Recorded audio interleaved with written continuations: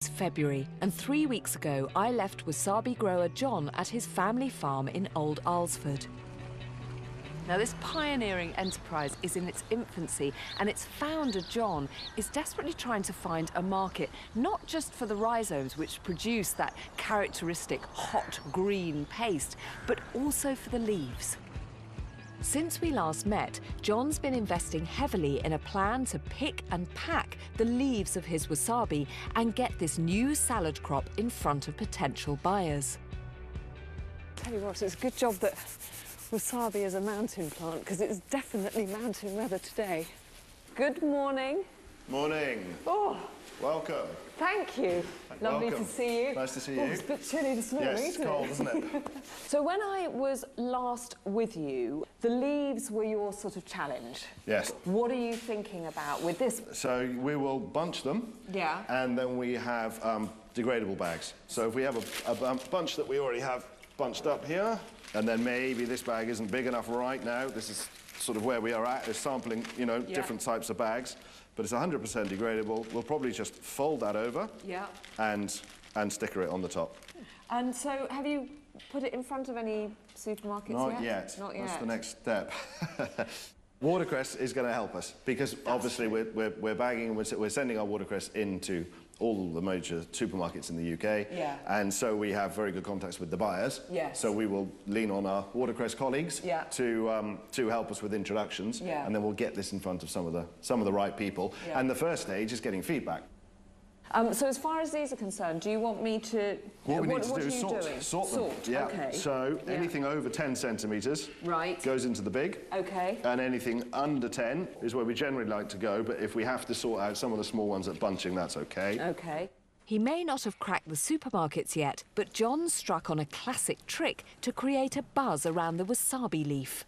All you have to do is when you're sending rhizomes to a chef, you take a small bunch of leaf and you drop it in, and then either you ring them or you'll hear from them. Right. What's this you've included? So this, you'll put in a free sample, basically. Free sample, because you just want to get the product in front of the chefs. Yeah. You need the feedback.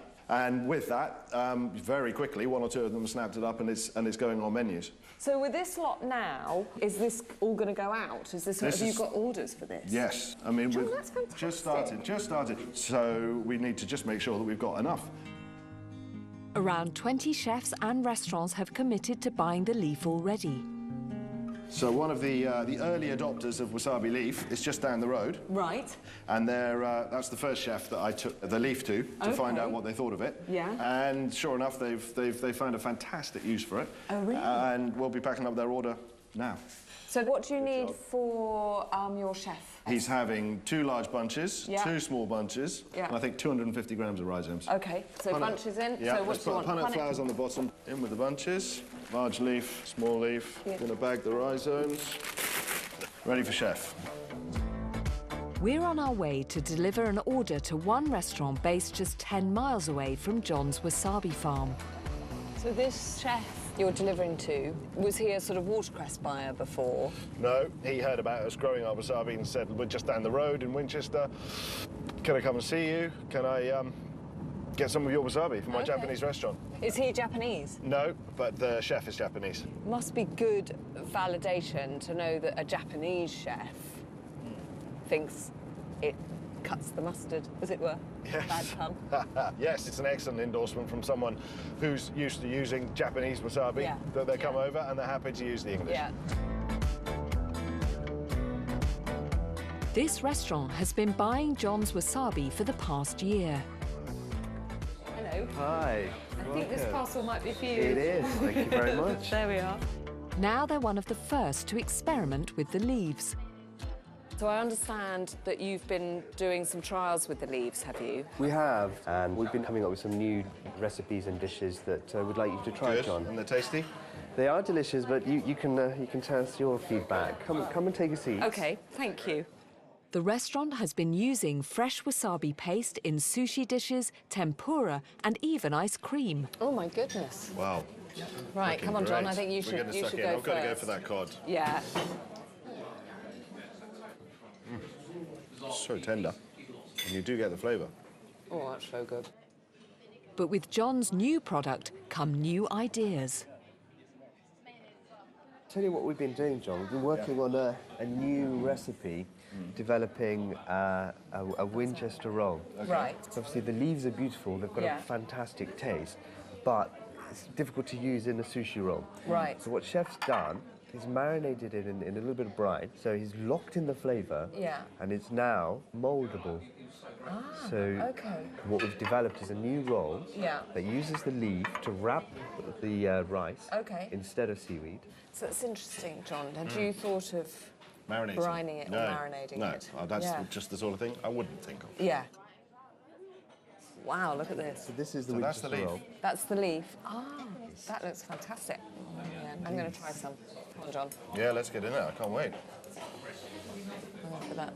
It's got a little bit of mango and unagi dressing. It's really good. Oh, it is good, isn't it? Just that hint of wasabi heat is still there. Still there. It must be quite rewarding having, you know, put your kind of neck on the line a little bit with this completely experimental crop, to then see it being used to kind of good effect. Good effect, and in ways that you didn't ever imagine. Yeah. And what it immediately does is gets you excited about possibilities. Yeah. Because one chef can do this, then imagine what 100 chefs can do. You know, the product can just keep growing. Yeah. In terms of one wasabi leaf can be used in many different applications, so it's exciting. John's current plan is to approach more chefs and restaurants in the UK and Europe before launching into supermarkets. Right. Thanks, Beth. Great to see you, John. See you next time. Thank you very much. A real education as well. Beth, thank you. Lovely to meet you. But John has another challenge, looking after the 40,000 precious plants all year round in the often unpredictable UK climate. The forecast for this coming week is properly cold, isn't it? Yeah, it's already saying -6. Right. But recently, we've had a forecast of -4, and we've been down to -9 here. Growing the crop here needs constant investment and care so it can flourish. We need to put as much water through the beds as we can, because the water is warm. The water will raise the temperature. Right, so this one's got to be moved. This one, it's going to pick it up. Got it. Even if we just put it on top of the wall. OK. You can see that, immediately add water. Yeah, OK. The other task is drop the sides. So it's a case of dropping these down, Yeah, is it? there's some nails in here. Yeah. Hammer for you, hammer for me. If you knew I was coming. Right. And they shouldn't be too far in, they should just pop out. Give it some leverage, yeah, and then prise it like that. You've got it. Yeah. Yes. So even in all the frosty weather that we've had this winter, have you managed to always save it? Has this always worked? We've dropped the sides. We've done what we need to do, but we had 50 mile an hour, 60 mile an hour winds. Yeah. We had rain. When water collects and then freezes, it's a perfect recipe for killing your growing tip.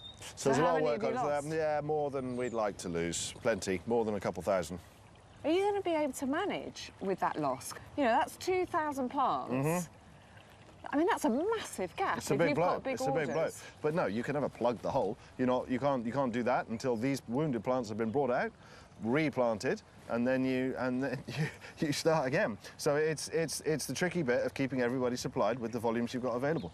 I have to say, I was slightly like, John's got it quite easy. This is quite an easy gig for you, and it really isn't. It's never easy. It's pleasurable, it's rewarding, and you don't mind the things that come along and you have to get over, that's the job. Yeah. But, yeah, you'd rather they didn't happen.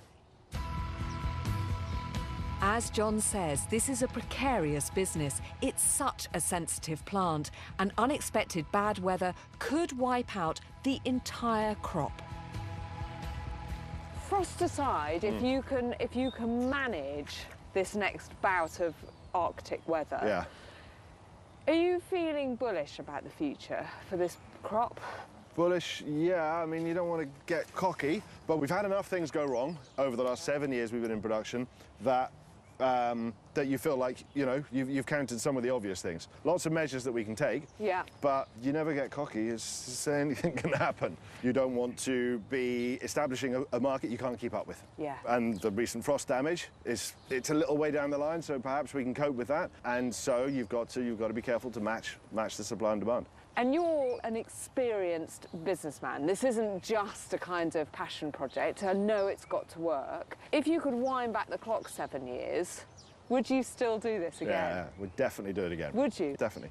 Because the experience it's paying off. It's paying off. You see these beds now, they're all full of wasabi plants, and look at the consistent growth in the beds down there. Yeah. These ones, we planted them in the middle of winter, and we've got them growing. The trial and error, it gives you confidence. Yeah. But at the same time, farming, you have plenty of unknowns. Yeah. So you don't take anything for granted. And now that you have become part and parcel of this family business, do you hope that the wasabi business will become something that you can pass on to your kids should they want to then take up the reins? If they want to, but you never know with your children, do you? What are they leaning towards at the moment? Rock and roll and astrophysics, I think, for the Fine, boys. yeah. So if that's what they want to do, fantastic. But the last thing I feel like, you know, I don't think it's a clever thing to do is try and pressure your kids to do anything. Yeah. If they feel like farming, come and do some farming. Yeah. Well, John, it's been absolutely fascinating. Thank you very, very much indeed. And good luck. I hope the Siberian weather doesn't do too awful things. No, we're all tucked up there. Thank you. Thank you very, very much indeed. Setting up the UK's first wasabi farm clearly hasn't been without its problems. There's been 7 years of trial and error, of failures and knockbacks, and even now, John says, they can't just put their feet up, relax and watch the orders roll in. But clearly he loves being an innovator. He likes taking risks. And if wasabi is to become a European crop of the future, it's nice to think that it all began here in Hampshire.